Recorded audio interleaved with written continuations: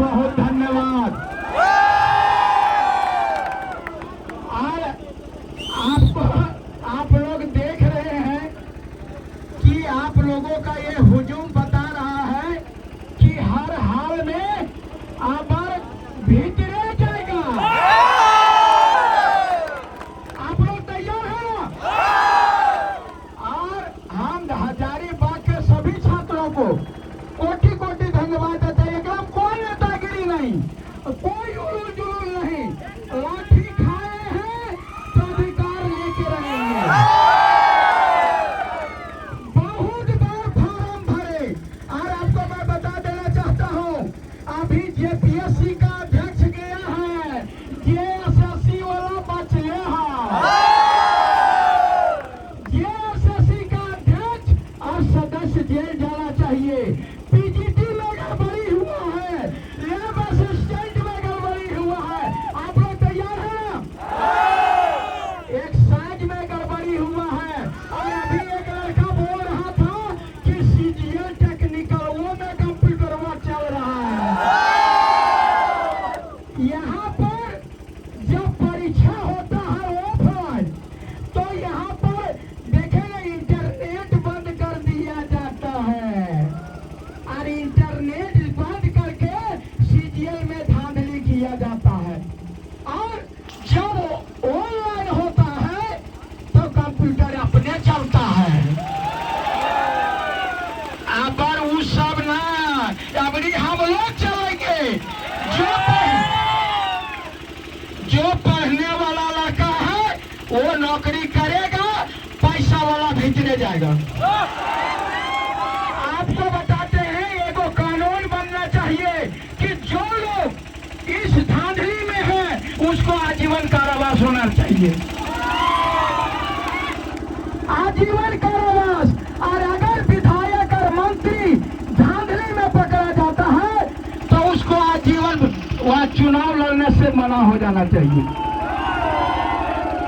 जब तक ये नेता मंत्री को डर पैदा नहीं करोगे तब तक ये मानने वाला नहीं है।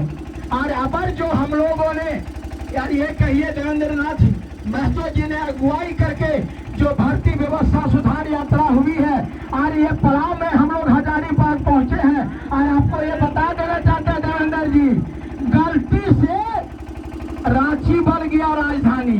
अगर हजारीबाग होता ना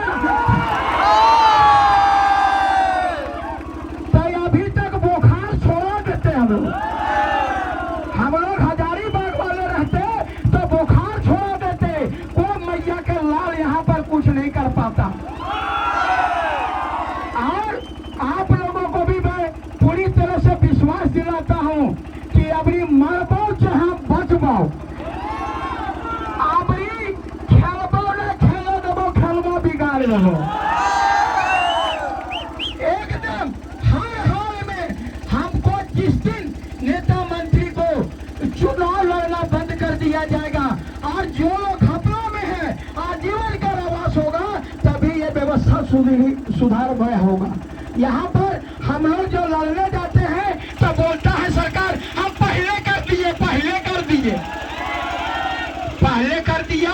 तो पीजीटी पहले हुआ था, सीजीएल पहले हुआ था, लैब असिस्टेंट पहले हुआ था, नगर निगम पहले हुआ था, तो कहाँ नहीं किए। जब हम लोग हल्ला करते हैं तो बोलता है कि नहीं लगता है कुछ हुआ है। अब यही कहेंगे हम भाषण देने नहीं आए हैं। और ये बात जो है ना ही हम चुनाव की बात कर रहे हैं, ना ही यहाँ पर कोई पार्टी का बात कर रहे हैं, हम सिर्फ झारखंड की माटी का बात कर रहे हैं। अरे आज जो है सो एक जेएमएम वाला हमको बोला ये मनोज जी बड़ी बढ़िया कर रहे हैं। हम बोले की भला भाई वो पर हमरो बेटवा फायर कर गया। तो हम कहना चाहते हैं ये चाहे तो झारखंड मुक्ति मोर्चा हो, चाहे तो कांग्रेस हो, चाहे आरजेडी हो, चाहे बीजेपी हो, सबका बच्चा यहाँ पर प्रभावित हो रहा है। इसलिए हर हाल में ये व्यवस्था सुधरनी चाहिए। आप लोग तैयार हैं? सबको हाथ उठाइए तो नहीं, दोनों हाथ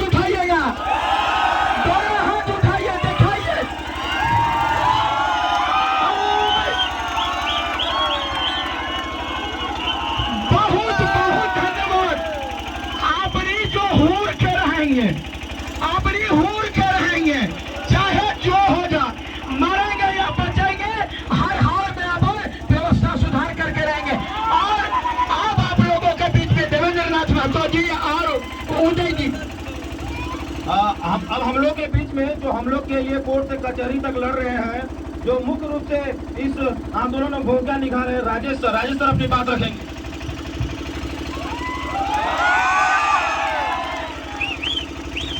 आपकी हौसला, ताकत, जोश, जुनून देख करके तय हो गया कि कोर्ट में भी सीजीएल रद्द हो गया है।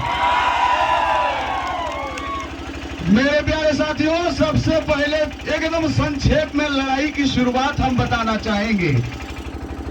जब जेपीएससी का रिजल्ट आया 14 का, तो पता चला बिना मेंबर के सहमति का रिजल्ट जारी हो गया है और एक ऐसा अभ्यर्थी पास हो गया है जो हमर से आधा नंबर लाया, वो पास हो गया है और ओकर से डबल नंबर ला करके हम फेल हो गए हैं। हमरो दिमाग चकरा गया, तब जाकर के हम आंदोलन का निर्णय लिए और आप सभी के समर्थन से, आप सभी के नेतृत्व में 5 जुलाई को हम लोग पहला आंदोलन किए। जेपीएससी के पास जवाब मांगे कि भाई बताओ कट ऑफ कितना था और मेंबर के सहमति के बगैर आखिर हिम्मत कैसे हो गई रिजल्ट जारी करने की। जेपीएससी ने साथियों जवाब नहीं दिया।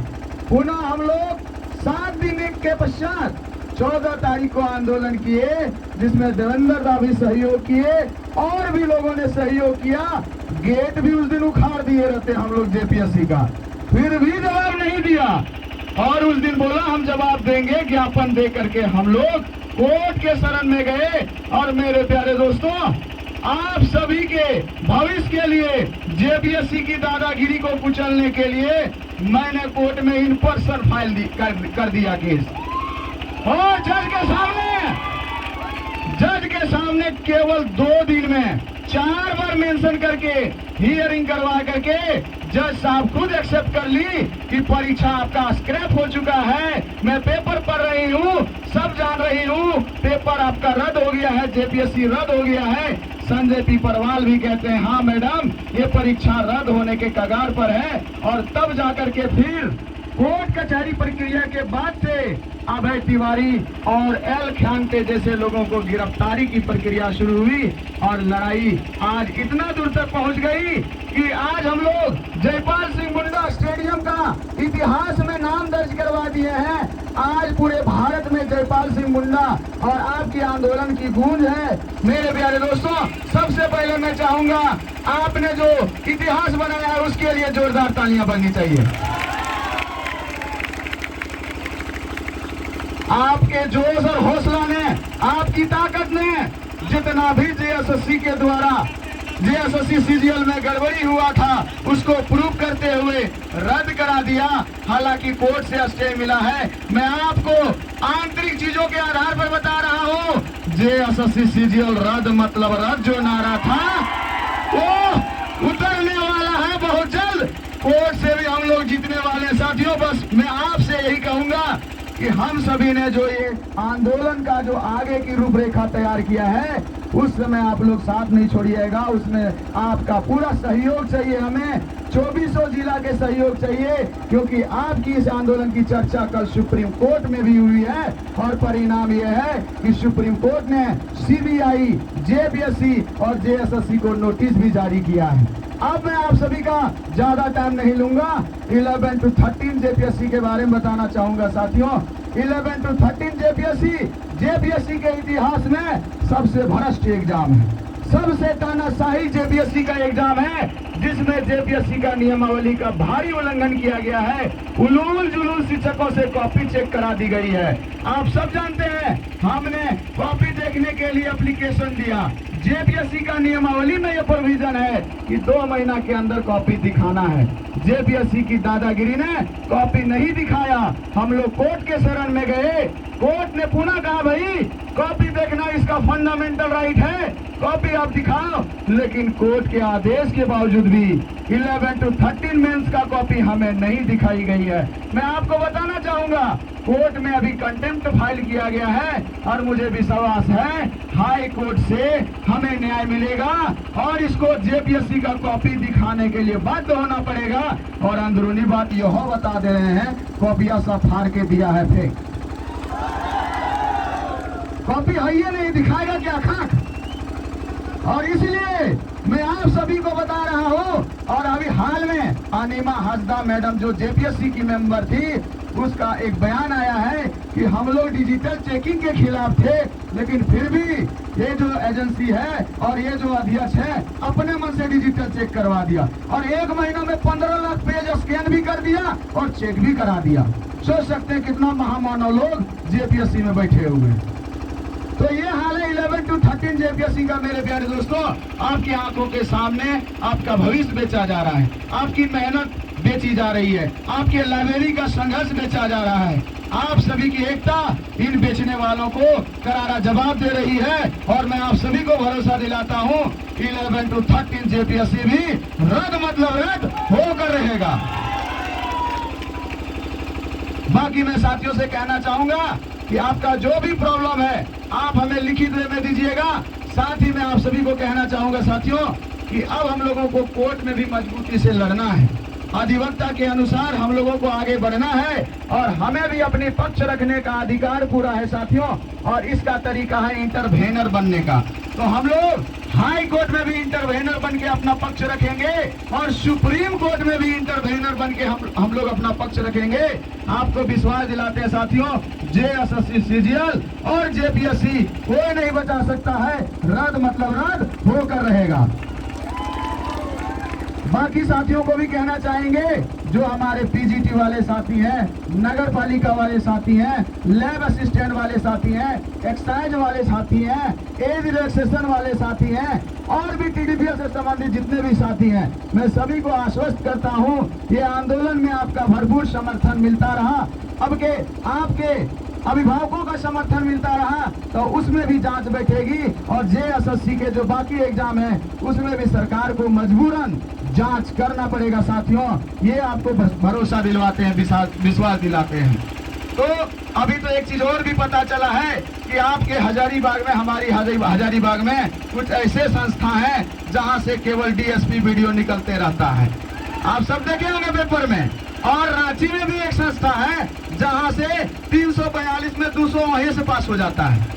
सोच सकते हैं कि कितना बहाली का फैक्टर